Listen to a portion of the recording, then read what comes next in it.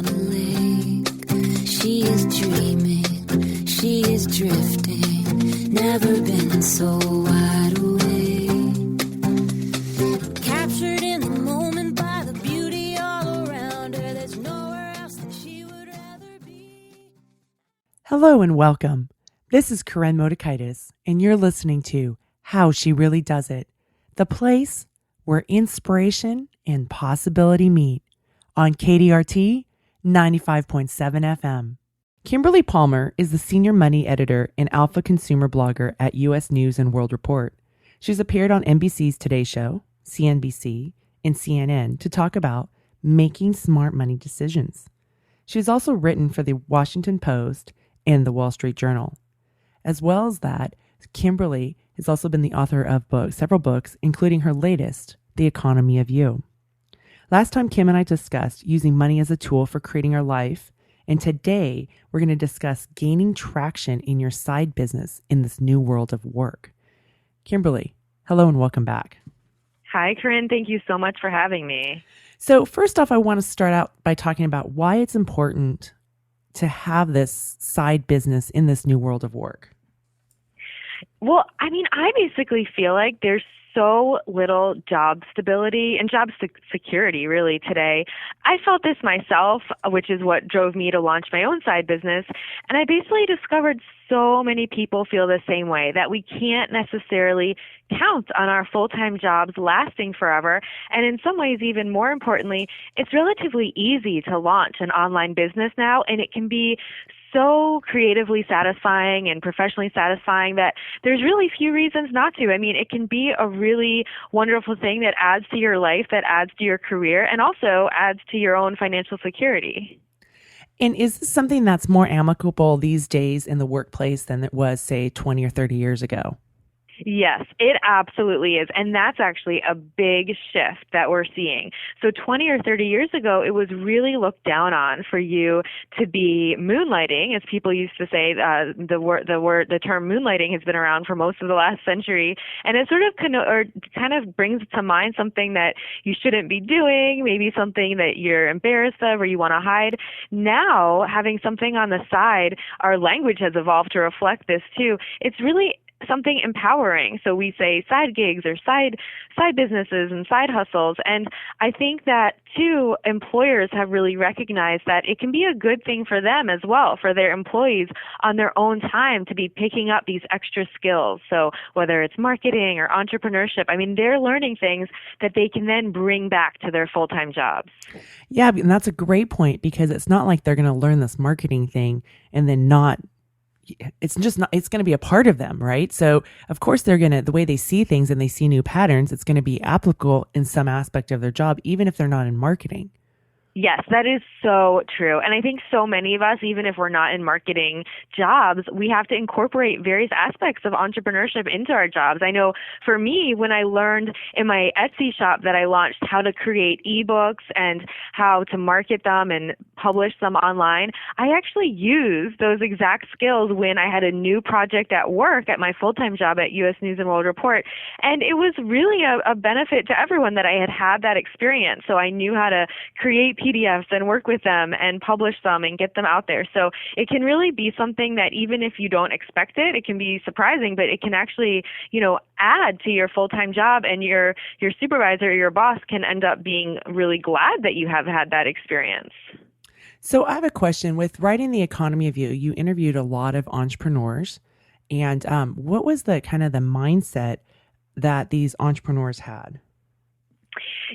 A lot of them, their mindset was one of optimism, and a lot of people, I think, get the incorrect sense when I first started explaining the focus of my book that it sounds so depressing, that there's no job security, that we all need to sort of figure this out on our own. But the overwhelming feeling I got from all my interviews was a sense of optimism and inspiration, because people are taking what can be seen as a negative thing, the flux in our economy, and really turning it around and making it work for them and using it to really leverage their own passions and experiences and skills into something that they enjoy doing and that they make money doing. So I really walked away from all my interviews with people with an incredible sense of optimism about the future and for the possibilities that they have in their own businesses. So I thought it was really exciting, and personally, I found it inspiring to talk to everyone. And what about, were they practical? Were they realist, or did they really just see the world through rose-colored glasses? I think that it wasn't over-the-top optimism. That they're all trying to make a living. All of them, it's not like they have trust funds that they can rely on. Everyone sees their side businesses and full-time jobs as something that they need to rely on to build their own financial security for themselves, for their families. So, a lot of them had to learn hard lessons along the way. One of the side business owners that I interviewed, he was working at Men's Warehouse as a salesman, and he saw a really dismal future for himself there. He saw a really sort of, how he described it, he thought he was going to end up on the streets if he didn't find a new job soon because, his salary was getting squeezed. He thought layoffs were possible. So he tried real estate. It wasn't for him. It didn't work. Then he tried this unfortunate network marketing scheme where he had to actually purchase a bunch of vitamins up front with the idea of selling them. Terrible idea, because he, of course, was left with all the inventory of those vitamins. And so finally, he had the idea to invent something, and he invented this really amazing baby walker called a Juppy.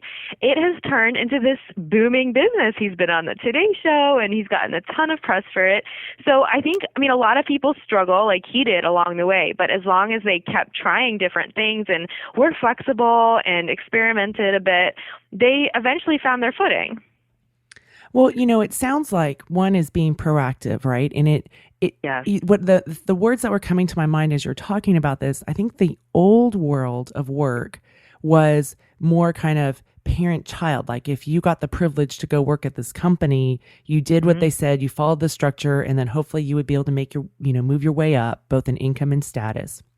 And where now it's about personal responsibility and really about really being the adult, like, looking at what is, and that what are the risks? There's potential for layoffs. What are the things that I can do? And so it seems like that's kind of the big shift in, it used to be somebody else telling us versus us taking our own ownership or personal responsibility. Yes, I think you're so right. And I think that's really a fundamental shift in our economy, and also reflected in the fact that we don't stay in, if we do have full-time jobs, we don't stay in them for as long as our parents or our grandparents did. It's really entrepreneurial. Even if you have a 9-to-5 job, you sort of need to think about your career in an entrepreneurial way and look out for yourself and think about how you can brand yourself even within your own company. So I think you're completely right that this is a really big shift. And so the question for all of us trying to navigate it is, how do we use that to our advantage and not just feel completely overwhelmed? Because I think it can be overwhelming, because we have to sort of take charge of more ourselves, and we can't just relax into our full-time jobs and think that we're going to be there forever and be satisfied. Yeah, because I think the other thought was, okay, if I'm really good at this and I work really hard, I'm going to finally hit the promised land and just kind of cruise until I retire, right?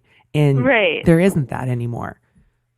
There is not at all. And I think on top of all of that, with what the economy and how it's changed just in terms of, costs continuing to go up, a lot of people feel financially squeezed, and pay tends to level out in our 30s and 40s just when a lot of our costs are increasing. So a lot of people go through this financial squeeze when it's just hard to figure out, how am I even going to pay the bills and afford the kind of lifestyle that I thought I'd be able to? And I think a lot of people, myself included, struggle with that. And, the answer is often finding another way of earning money and playing around with that and seeing if we can find, new income streams to supplement the ones we already have. And that's kind of what happened with you, right? You have this job, you work for the, U.S. News World and Report, U.S. News and World Report, right? Which is very prestigious. That's, probably most journalists' dream.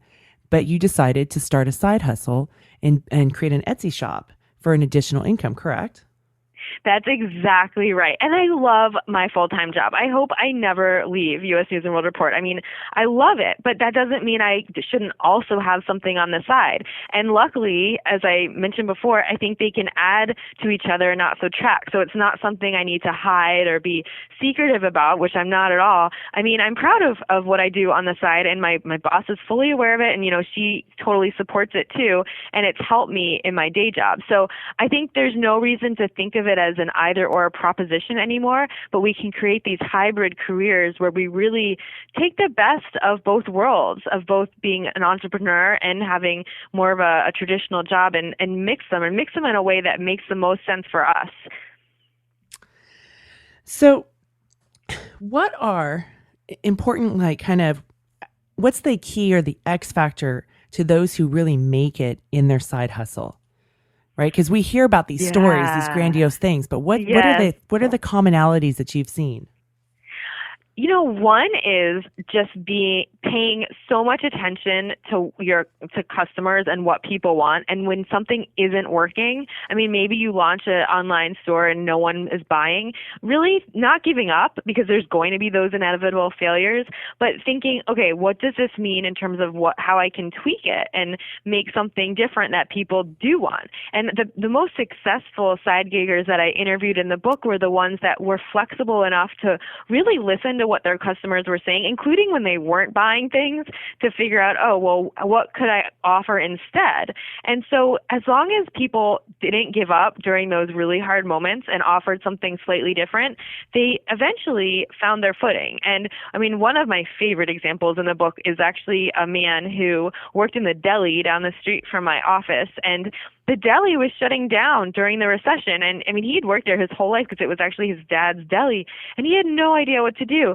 But he noticed that people had been calling about ordering really fancy custom cakes, like the kind that are on some of those TLC shows like Cake Boss. Mm-hmm. And he decided to start making them, and that turned into his side business and now his thriving full-time business. And it was because he listened. So I think just listening and seeing where there might be a hole in the market that you could fill with your own skills, I think is a huge part of it. Well, and with listening like that, how important is having support around you?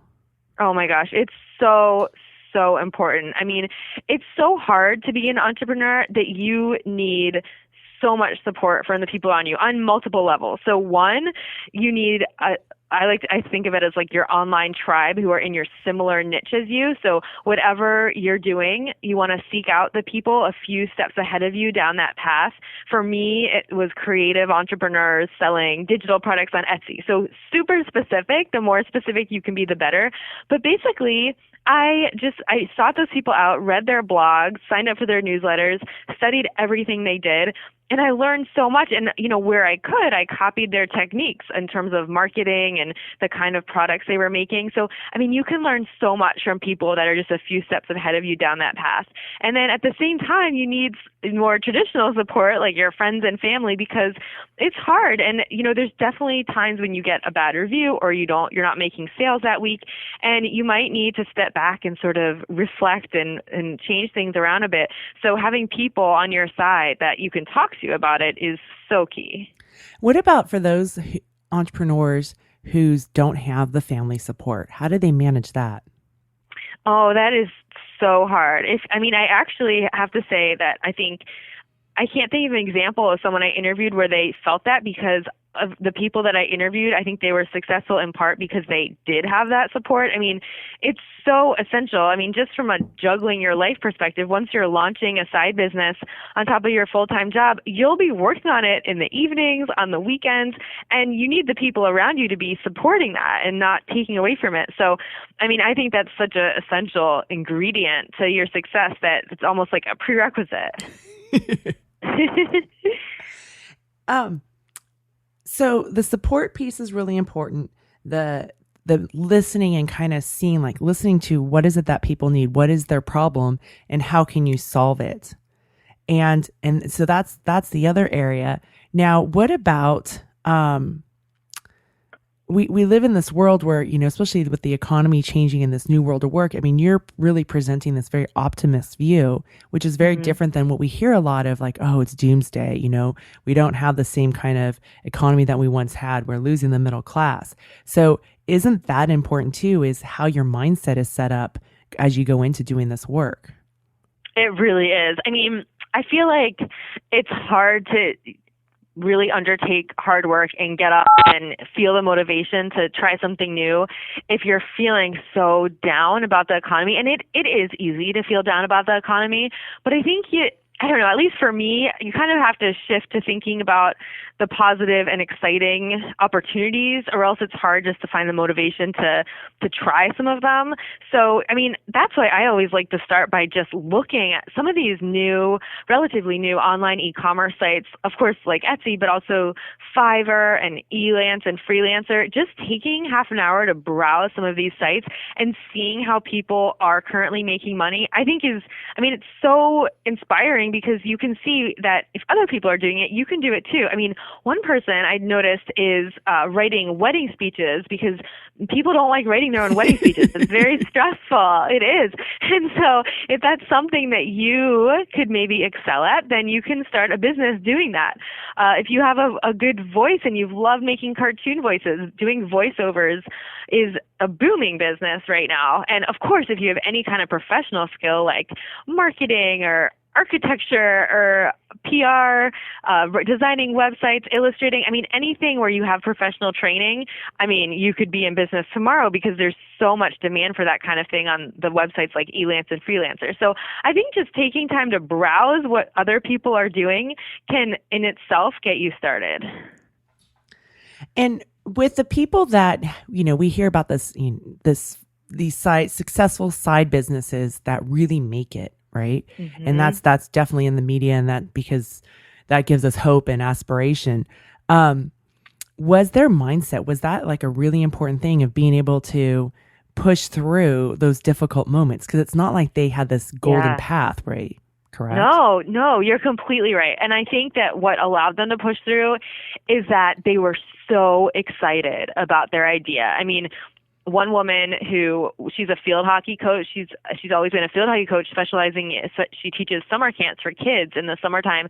And she basically noticed that it was hard to teach kids how to hold a field hockey stick properly. So she invented a new kind of hockey stick for training. And then she basically was so excited about it. And so it gave her the energy to patent it and market it. And now she's being chased down by athletic companies who might want to buy it from her. So, I mean, she could have been kind of down about some of her job prospects when it was really hard to get a decent paying field hockey coaching job, but she wasn't. She she got excited about her side business, and now she makes a good income from both coaching field hockey and selling this incredible invention. So I definitely think getting fired up about whatever you're working on, I mean, helps so much, because once you're so excited about it and you see some of the potential, you just want to spend all your time doing it. I mean, she spends her weekends in her parents' garage making this hockey stick. So I think it's easy to get excited once you have that idea. And Kim, if I remember correctly, I mean, it's been a long-term process for her, right? It's not something that happened overnight. And then she also reached out to her own network and was able to connect with, was it a parent on one of her players? Yeah. Such a good memory. Yes, that's exactly what happened. So she basically went home when she got the idea for this new stick, designed it, and she was scared to show anybody because she thought someone might steal her idea. And she made some calls to see how she would go about getting a patent. She was really distraught to discover it would cost, I think it was between $10,000 and $20,000 to get the kind of legal services she needed.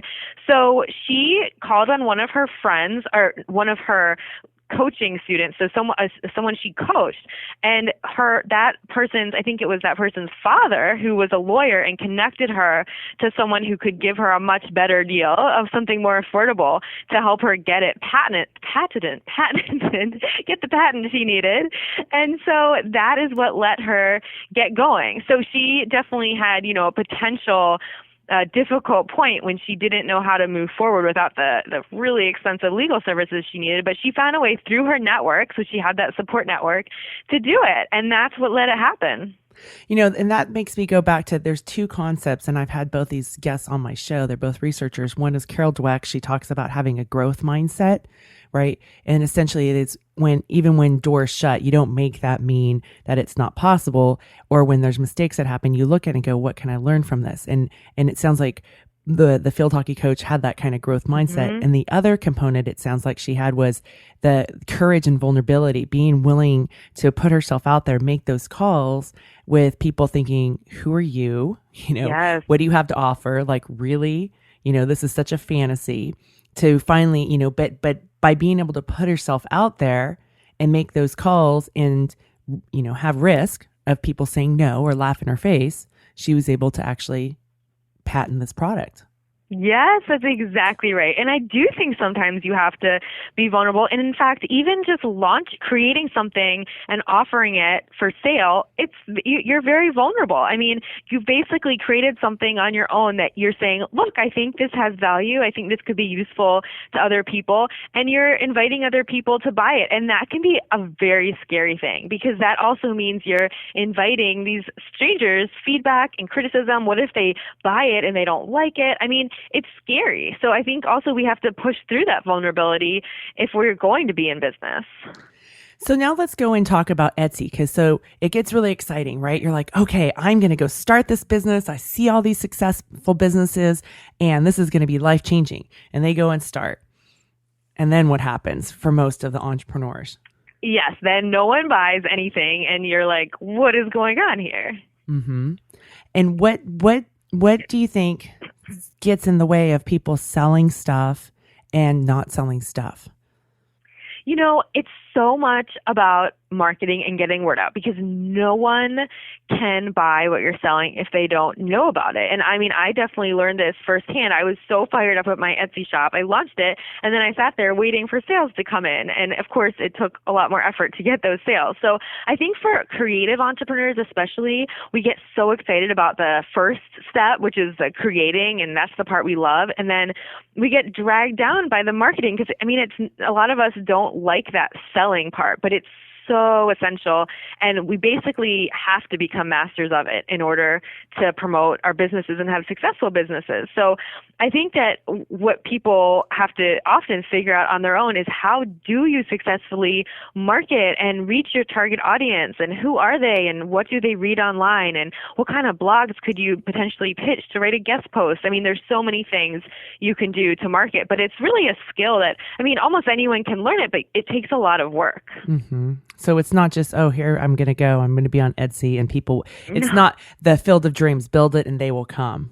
Yeah, not at all. It's unfortunately not at all like that. And I had to learn this the hard way myself. You have to hustle to get word out and really put some time into thinking about who you're trying to reach, how to reach them, what blogs they read online. Paid advertising, which sounds so easy, that is usually not even a good investment, because it doesn't work as well as so-called free advertising, when you do something like get a blogger to do a giveaway or review your product. So I think we can't just pay a certain amount to Facebook, for example, for Facebook ads and think that will start our business. It has to be much more hands-on work, where we're really thinking about who those people are we're trying to reach and how to reach them. And it might mean writing 10 blog posts in one weekend. It could mean a lot of work on your part, but then it pays off, because then you're reaching your target audience. It makes me think, as we're talking about, building traction, gaining traction in a side business, I'd like to know what you think, because I think going from 0 to 1,000 fans is much harder than going from 1,000 fans to 10,000 fans. What are your thoughts on that?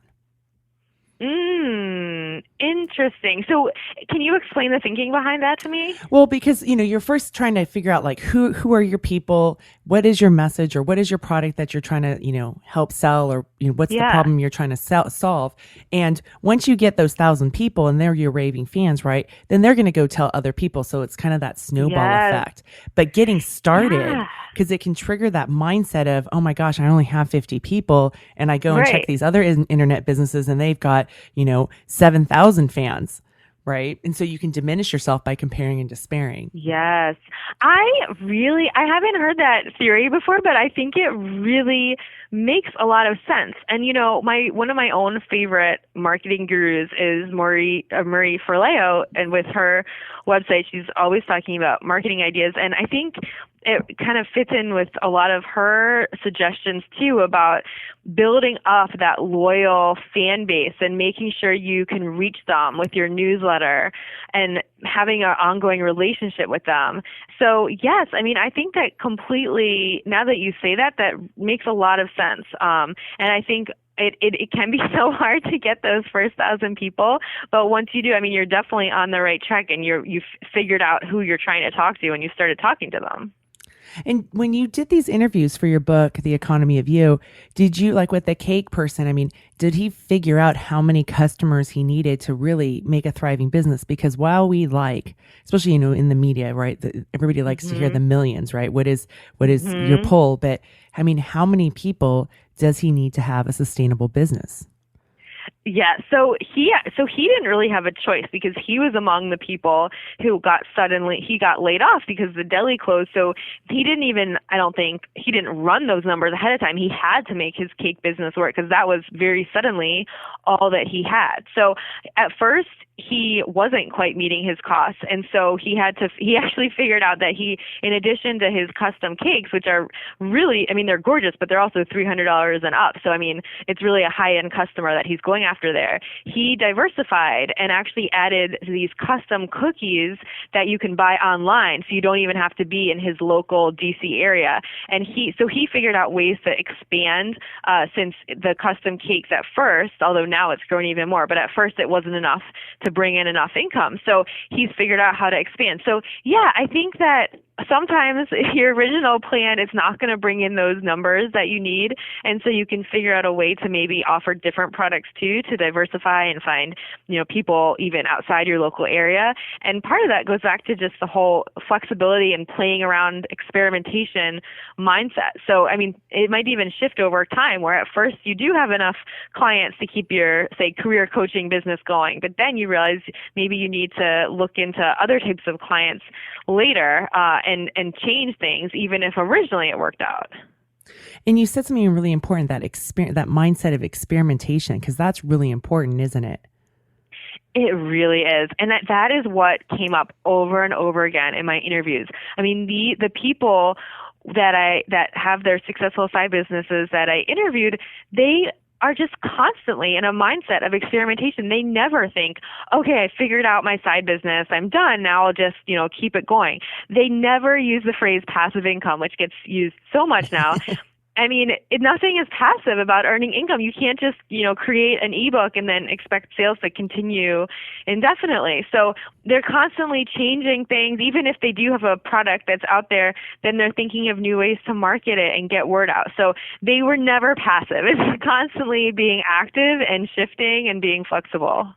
And testing things out, but not making it mean that you're a failure. This isn't possible for you. Yes, exactly. And I think that too is the beauty in how easy it is now to launch something online in these online businesses, because you don't have to invest $10,000 in a certain website and doing things a certain way. You can just, do it for sometimes nothing if you're using some of these e-commerce websites, and try things out and then change and shift. So I think it's easier to be in that flexible mindset, just because you don't have to have a lot of startup costs if you don't have like a bricks and mortar type store, where the situation would be completely different and you would be having more sunk costs. And when you talk about marketing, is that something that you see? Because I see a lot of entrepreneurs who really struggle with that, because they're worried about being like the person out there selling, snake oil, right? And so what were the people who did great marketing, like in Etsy? What were they like? So what I learned, and I definitely didn't know this before, is that those people that are so good at marketing, it's because they can tell stories. They can tell stories about who they are, how they got the idea for their business, and you feel like you're their friend. I mean, there's a couple creative entrepreneurs, the websites that I read all the time. One is called Blacksburg Bell, and even before I actually did end up eventually talking to her on the phone, even well before I ever made contact with her, I felt like she was my friend because she seems so personable on her videos, in her blog writing. And I think that's such an essential key when you're running an online business, because it can feel so impersonal and like you feel like you're strangers online. But if you can cross that barrier and really make people feel like they're talking to you, I think that is how you build up loyal customers. And I mean, that's definitely something I strive to do. I'm still learning, but people who do it well are really good at it. So telling stories. And, one of the dilemmas always about online is what do you put out there in the online world and what do you keep private? Mm-hmm. Oh my gosh, I struggle with that so much. Yes, it's such a question. I mean, personally, I do not want to share photos of my kids with strangers. So that's something I keep offline. And a lot of people make the complete opposite decision, and they're so successful at writing like so-called mommy blogs, for example. And I guess, they feel comfortable doing that, and it draws a lot more page views. So I think, we all have to make that decision for ourselves. It's a hard one. It sounds like, because there are those that out there that say these are the rules, right? This is the blueprint. But my experience being an entrepreneur is that I have to line up with my own values. Yes. And what's important to me versus, following some blueprint. Because if I don't feel comfortable putting photos of my kids out there, and then it's going to come across in anything that I put out there. Don't you agree? Completely. I completely agree. Yeah. I mean, if you have the slightest bit of discomfort about it, or you don't really want to, then it's not going to seem like, a warm and fuzzy mommy blog that is so eager to share with you. So yeah, I think it does come across even if you don't really realize it. Mm-hmm. Because I remember I had a conversation, I think with Liz Gumbinger from Mom Cool Pics. Yeah. The blog when I used to do mommy bloggers many, many years ago. And a lot of the mommy bloggers were really comfortable, right, about putting their kids. And this was back in 2006, I think, and the internet was still kind of new. And I wasn't so comfortable with that. And some of it I've evolved and changed, and my kids have gotten older. And it wasn't, again, it's like, I think, family values. It's not that she was bad and I was good. It's right. not a moralistic thing. It's what are you comfortable with, and what is your partner comfortable with as well. So I think that part's really important. Yes, it is so important. And I think that, moms and dads vary so much in just how naturally people seem to feel about it. And yeah, like you said, it's not good or bad. It's just people are different. So why is telling your story so important in building your customer base? People seem to there's something about humans, something about us that we love stories, and it makes us feel connected to people. So if you can explain to someone how you got the idea for your Etsy shop and why it is that you created it, maybe how you think it will help people, or even what you were doing when you got the idea, if you can really tell that story, then not only will people be more likely to remember it and remember you and maybe buy something from you, but they just feel closer to you and they can relate to it. And this is not something that I thought of myself by any means. This is something I learned, a technique I learned from the website I mentioned before, Blacksburg Bell. She's a creative entrepreneur and she tells a lot of stories. And that kind of opened my eyes to the power of story in marketing. And so I've tried to do that a little bit. But I think there can be something very compelling when someone shares with you the story behind their shop or their business, because you just relate to it more. And that's so interesting, because in the past, when we dealt so much with corporations, right, mm-hmm. it was, what is this image we can put out there? And, spun by PR people and marketing people. But now it sounds like what people really want is they want to know the real us. Yes, I think you're so right. And I think in a way it's a backlash against the sort of anonymous corporate culture. And part of the reason why the whole handmade concept is so huge and why Etsy even exists and why you might rather buy an infinity scarf from an Etsy seller than Target or Amazon. So, and they can charge more for it too. So I think it's part of our desire for a handmade item, more enhanced relationships with people, to know who actually made what we're bringing into our home, not just with clothes, but also even food. So I think it's a really big trend that online entrepreneurs can kind of latch onto and use to their advantage. And so with building this social media base, with building this fan base, you talked about one was email marketing. How important is social media? It is. It's really important. I think of it as sort of like an add-on. So I don't think that I think it's hard to generate a lot of sales directly from Twitter, for example, or even Facebook, especially when we have so little control as Facebook changes its various policies. And I mean, people might not even see a post you make unless you pay to sponsor it. So when you're using a platform that you don't have control over, like Twitter or Facebook, you don't necessarily know how exactly your audience will be seeing things. So I think that social media is such a great addition to your existing website or whatever platform you focus on, but it can't be all of it because it just means giving away so much control. So that's why I like to think of it as like the extra that you add on top of, say, your newsletter or your blog posts, because those things you do have control over. But if you have a big product launch plan and that's the day Twitter goes down, then, that puts you in a predicament. So I think of it as just something extra that enhances the marketing that you're already doing, but, not necessarily the whole thing. And then let's talk about offline, because we've been talking about online, but let's talk about offline and ways to develop personal connections, because isn't that really important too in this marketing? Mm-hmm.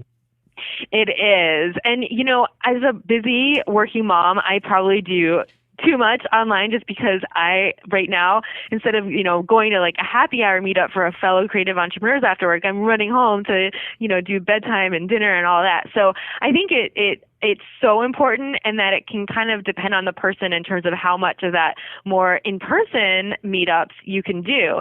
And so what I really enjoyed though is tapping into, just like you do online, but tapping into your own local niche. And, Meetup can be a great way of like originally finding those people. But if you're a pet sitter, then you can find other local pet sitters and increase your network. So when they can't do something, they pass off the gig to you and basically just increase your own business. So I definitely like that. Definitely value that in person and, real relationships too. And I think that while I was writing the book, because because I'm, as you are too, everyone's so busy, it can be easier to just focus on the online relationships that you can do on your own time, and you don't even have to be properly dressed to do those. So it's easier in a lot of ways to do the online networking, but I totally agree that definitely pays off to also have those real relationships. Well, I was interviewing an author, and one of the things that she's talking about is, and she's got this great agent, and part of it happened because another mom from her son's preschool had said, "Hey, I have this friend, or my college roommate, her best friend is this big literary agent in New York City. Let me see." Right. And who would have even, here we live on the West Coast, and they're talking about somebody on the East Coast in a small university town. And, but so it was that connection of, it didn't even have to be something extraordinary. It was just something that came up in, ordinary conversation, right? Like, oh, this is what I'm trying to do. I'm scared, but I need to get an agent. I need, and then a friend saying, "Hey, I have this." Like, you never know who are connected to who. And so isn't it important to just be talking about your work in a non-salesy way? Yes, that is such a good point. And also we want to help our friends and the people that we know in person. So, I've found connections like that myself from moms groups. It can be so useful. So yes, I completely agree with you. So, as you talked about, you're busy, right? You've got a full-time job, a kid at home. How do we maintain? That's the thing that I struggle with even, is maintaining these personal connections. It's like, I feel like I only have a bandwidth of so much. I know. Does this have to be a regular thing, or if we're maintaining it once or twice a year, maybe, like you and I spoke a couple of years ago, and then you've come back on the show. So what is the time in between? Is there kind of like, it's gone too far, it's gone too long, too short? What do you recommend?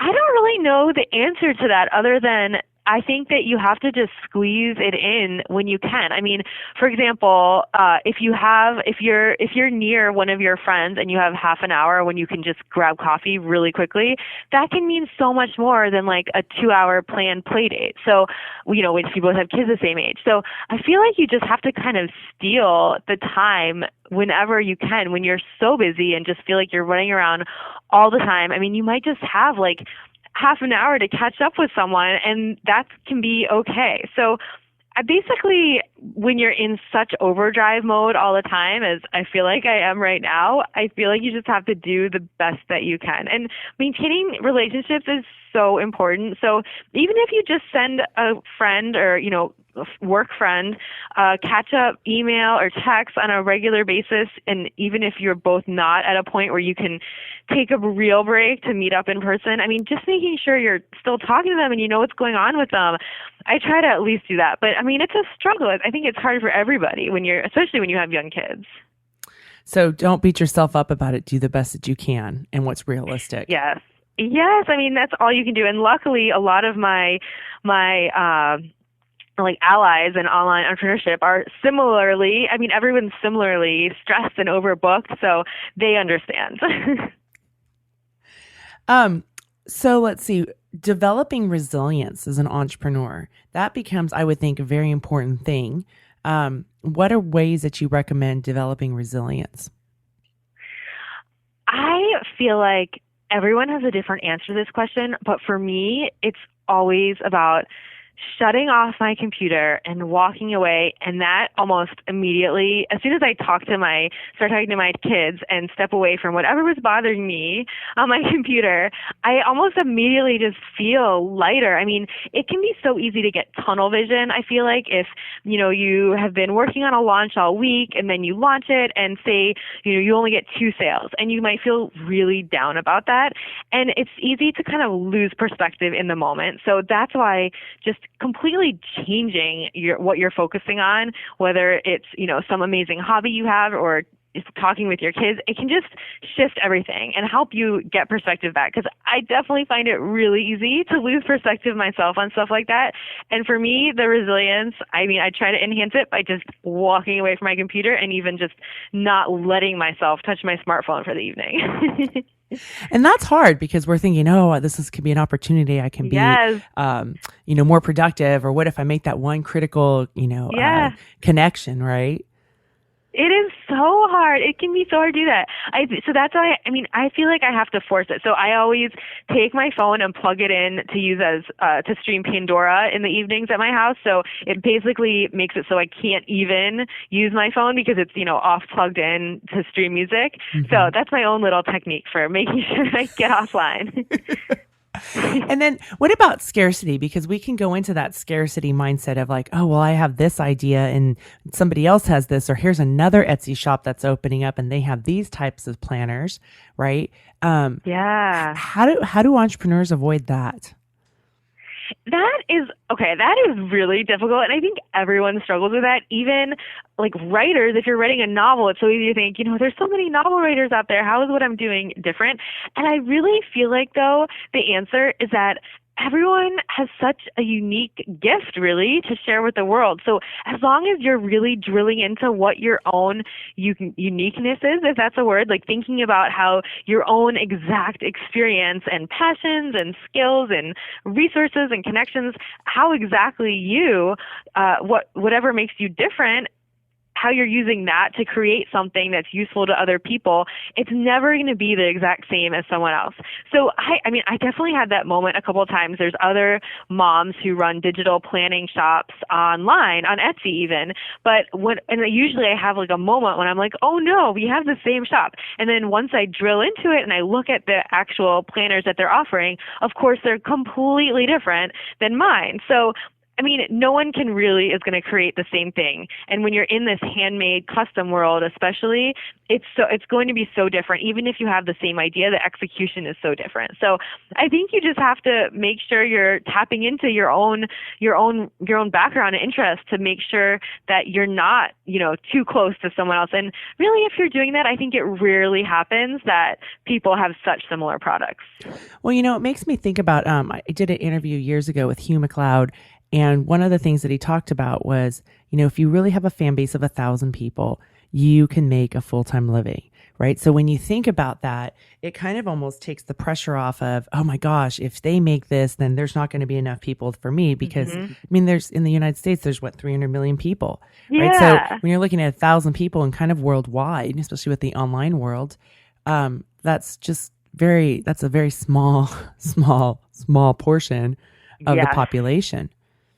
It completely is. I mean, there's definitely room for everybody. So just kind of, focusing on that, your own uniqueness, I think, can get you past that, that scary thought that other people are already doing it. Yeah. And there are these two artists that I interviewed in the fall, and they're both licensed artists, and their art in some ways are similar because they both use words, but they're also very different because it goes along with their story, right? One is really about, having courage and using those kinds of words. And the other one's much more faith-based because her experience is that she loves God and she wants other people to love God as much as she does. Right? So depending on what you're interested in, you're going to gravitate to one of those artists differently. Right. Yeah, exactly. That's such a good example. And I think sometimes, too, people that we think are competitors can actually turn out to be our incredible allies, and that maybe you can even work together or, share some of the same audience and think of a way to use it as an asset that you have such similarities. Say more about that. Well, I thought about this because the woman I mentioned before who writes Blacksburg Bell, she has a really unique style, I would say, but it's all about creative entrepreneurship and having fun, creating crafty type things and building an online business. And then I found another similar website, myecarleys.com, very, very similar idea. And I would say they do have similar styles. And I don't even know how they first met each other, but it turned out they teamed up. So instead of seeing each other as competitors, they decided to work together. And now they create these amazing products and courses and ebooks together, and they sell them to their audiences jointly. And I'm sure, I don't know, but I'm sure that they've only increased their own business success by teaming up. So, that's what I've observed, how people can just put especially when they do have similar audiences, put their own skills really and resources together to make something even better. That would be having to not have a scarcity mindset or she's better than me mindset. You'd have to do a lot of work on yourself, wouldn't you? I think so. I think you have to be very secure in yourself, and I think these two women are. But yes, I think you're right. I think that you can't be feeling that sort of competitive, oh no, she's going to take my clients or customers from me. And I think luckily they both are really secure. So, it seems like from the outside anyway, that they have a really wonderful relationship. So what are things, what are things to do when your things aren't looking good in the side gig? What do you think are the important things for people to do? I think sometimes you need to get some serious feedback. So if things are really not going well, say you're just not making sales where you're not having revenue come in where you thought you would be, it might be time to get a real third-party outside perspective. So of course, you've probably already asked your partner, your friends for their advice, but sometimes, you might need someone who works in the creative entrepreneur space or whatever space you're in to provide some really constructive criticism or feedback. So sometimes seeking out those kinds of coaches can help. And of course then you're investing $100 or more in their time. But I've seen that really pay off for people, because sometimes it might even be something that's a relatively easy fix to make. I mean, maybe instead of offering printed products, it should be digital, or it should be a coaching product that you're offering. So, I mean, sometimes just getting some outside perspective and feedback, even feedback that you're paying for, can really help you. So it's maybe having somebody help you see your blind spots. Yes, because we all have blind spots, and it can be hard for us to see how other people are perceiving us. I mean, I noticed that a lot of people write their about page on their website in the third person.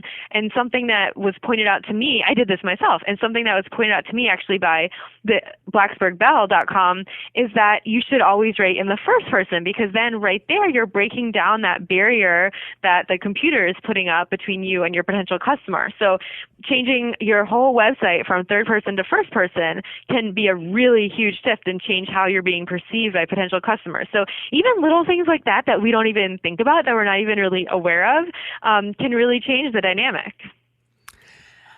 So Kim, can you give a couple of takeaways for listeners out there who are trying to gain traction in their side business but are possibly struggling? Like, remember back when you first started your Etsy business, yes. right? So you did all the work, you got it set up, so excited, and then you kept waiting and you kept waiting, right?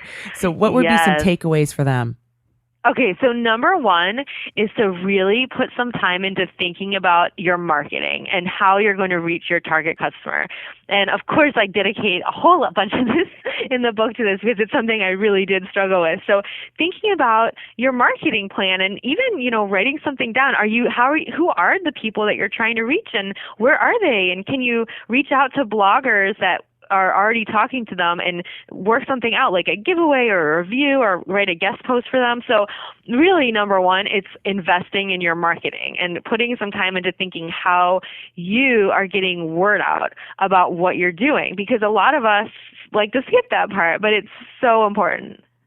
And with that, because we hear that quite often, like, figure out who your people are. Yeah. What in the beginning? I mean, now that you have your business and you've been selling planners and, you've been getting emails from customers, like, I know who my people are in my audience, right? My listeners and stuff. But how do you figure out who your people are in the very beginning? Oh my gosh. Yeah, it's really hard. So I did it, and I think one way to do it is by first looking at who are you might think of as your competitors, but I now think of them as my allies. I mean, who are the people doing something maybe similar, a little bit similar at least, to what you're doing? And for me, it was actually the mommy bloggers, or that's what they are often referred to. So moms that blog about themselves and their families, that turned out to be my real key audience. And so I started really focusing on reaching out to mommy bloggers who wrote me back nice emails often. And so, I mean, some of them got ignored and I didn't get emails back, but enough wrote back to me and offered to feature my planners on their sites. That's how I gain some traction. So I think by seeing where other people who are similar to you are currently marketing, what kind of blogs they're using or websites, and then, I mean, you're kind of copying what they're doing in a way, and that's fine because it's different because it applies to you. So basically copying their techniques and reaching out to those bloggers, I mean, that can be a good first step. And when you do this, then it's also just tweaking too as you start to get more information, isn't it? Totally. So much tweaking. I mean, I know at first I thought I was going to be having all these gorgeous spiral bound planners that were selling in my shop, and no one bought those at all. So I changed my strategy. I listened to customers who were not buying them, and I changed to focus just on digital. And that's what really sold. And so tweaking and, making those changes when you listen to customers. I also noticed that my customers were buying multiple planners at once. And so that kind of made a light bulb go off where I thought, I should create kits, like planner kits. And that turned out to be a great idea because that's sold way more than my single planners. So just listening by how people are buying too can help you generate more sales. Okay. So the first takeaway is put time into thinking about your marketing plan. And what's the second takeaway? The second takeaway is tweaking, making changes based on what your customers are saying, not just with their words, but with their money. So whatever sort of patterns you notice in terms of how they're buying, what can you change about your shop to better meet those needs or to better reflect how they're shopping? Okay. Well, Kim, thanks for coming back on my show and talking about how you can gain traction in the side business, because that's, I think, a very important thing in this new world of work. Thank you so much for having me. It was great to talk to you again. Yes. This is Corinne Motakaitis. You've been listening to How She Really Does It. It's the place where inspiration and possibility meet. My guest today is Kimberly Palmer, and her latest book is The Economy of You. Thanks for listening to How She Really Does It. I invite you to subscribe to my weekly newsletter at howshereallydoesit.com. I do this show each week for you, so you can now see the windows of possibilities in your own life. I believe there are many journeys for us to take. We can learn from others to see what is possible for ourselves. I believe there are possibilities for all of us, not just the ones who've acquired great success, but including those of us who have stumbled, lost our way, or only saw closed doors. With this show, maybe you can now see a glimmer coming through the windows. I call that the windows of possibility. Each week, I bring a guest who represents those possibilities. They too have had their own struggles and uncertainty, yet somehow they have found their way. My guests are an example of what is possible when you continue, when you learn, leap, fall down, and get back up. I invite you into this space so you can ask yourself, if that is possible for them, what is possible for me? Really ask yourself that. I would love to connect with you. Please join me at www.howshereallydoesit.com. And thanks for listening today. On a lake, she is dreaming, she is drifting, never been so